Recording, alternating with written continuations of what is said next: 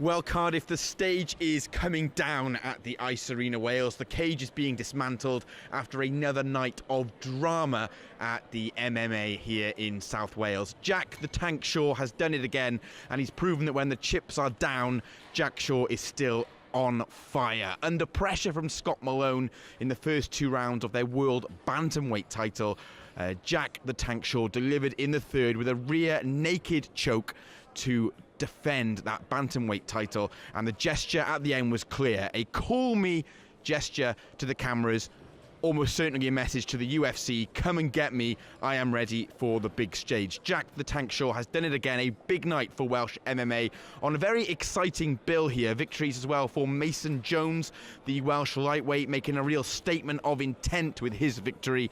Fan favourite as well, Chris Edwards victorious, as was Corey McKenna in the women's strawweight fight, and Jamie Richardson as well. But tonight was mainly about Jack the Tank Shaw. Could he defend that bantamweight title against the tough Scotsman Scott Malone? Yes, he could, and he did it under a bit of adversity and showed that he's got the skills and the defence to go and make a real impact in mixed martial arts.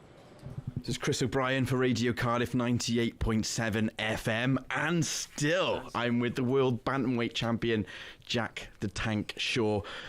Vacant titles are one thing, defending the belt is another thing. How do you feel after a performance against a formidable opponent, Scott Malone, tonight? Yeah, I feel great. Great performance, great finish, and a lot of people say in fighting is a term that you're not really the champion until you defend the belt. So I've won the belt now, I've defended the belt, so I've solidified myself as the top dog, I suppose, in the bantamweight division in Europe. I felt, looking at the first round, you perhaps showed what you can do in the face of adversity as well. Scott came flying out the blocks. Is that what you expected? And how did you deal with that moving into the fight, into the second and third round? Yeah, in all honesty, the fight went just how I expected. I knew you'd come out fast and strong and push in for that takedown. So it was a matter of just letting him burn some energy, keep getting up or keep defending the takedown. He hit me with a nice judo throw, but I managed to pop straight back up, and I knew that... I knew evidently that if he kept pressing at that pace, I knew he wouldn't be able to keep that for 5 rounds. So I was confident. I went out in the third round, I felt as fresh as I did in the first.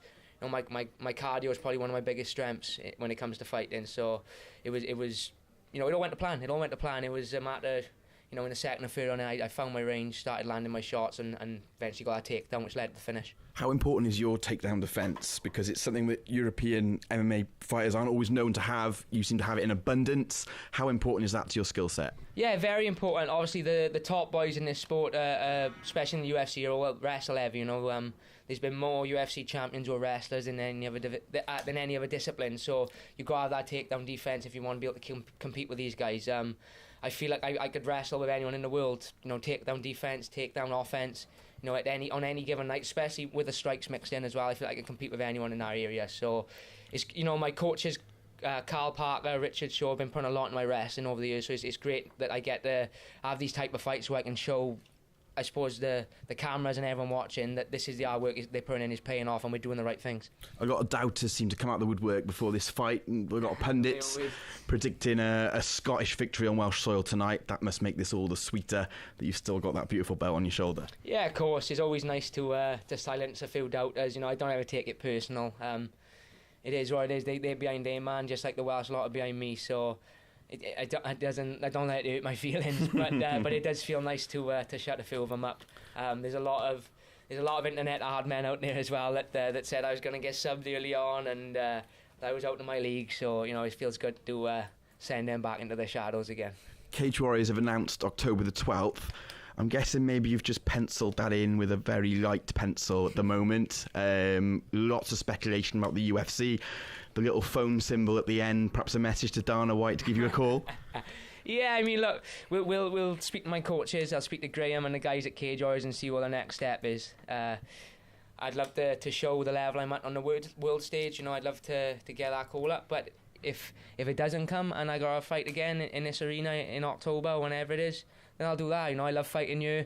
It's great to fight in front of my own fans. The ovation they give me is second to none, and there's not many fighters get an ovation like that, even in their own country. So to be able to experience that multiple times has been great. So I won't complain if I got to do it one more time. Is there someone else, though, that is on the level of Mike Eckendale or Scott Malone that would be worthy of that shot? You've beaten the best in this division apart from yourself. Is there anyone else out there you think deserves the shot? I don't believe so. I've just took out the next 2 top guys behind me in the rankings. So at the minute, no. Who knows if a challenger will sort of come through in the next couple of shows? I don't think there's a. If I haven't showed that I'm a level above everyone else in the last 2 fights, then I'm never gonna, because Eckendale was going to be the guy to dominate me. That didn't happen. Scott was going to be the guy to take me out. That didn't happen. There's only so many times they can keep saying so I've proved now that I'm. There's no one on my level on the European scene, so we'll see what happens.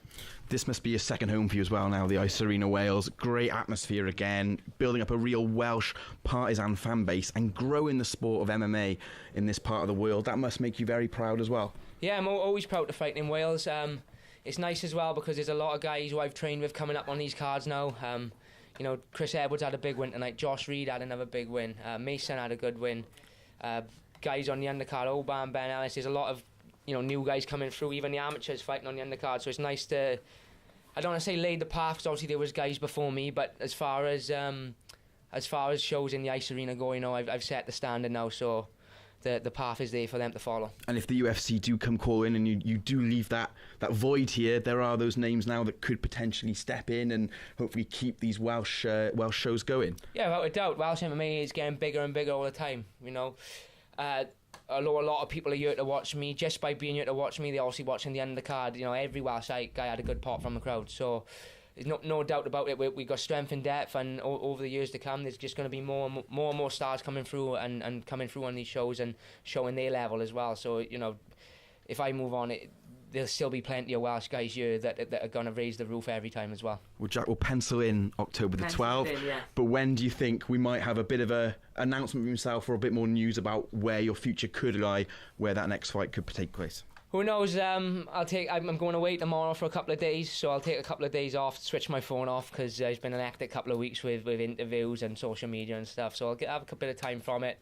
I'll let my old man, my coach, deal with all that, and if he gives me a ring to say, we got a bit of news, I'll be sure to let you all know. Well, Jack, Welsh world bantamweight champion, world champion for Wales. Congratulations on all at Radio Cardiff. Awesome stuff. Thank you. Cheers, buddy.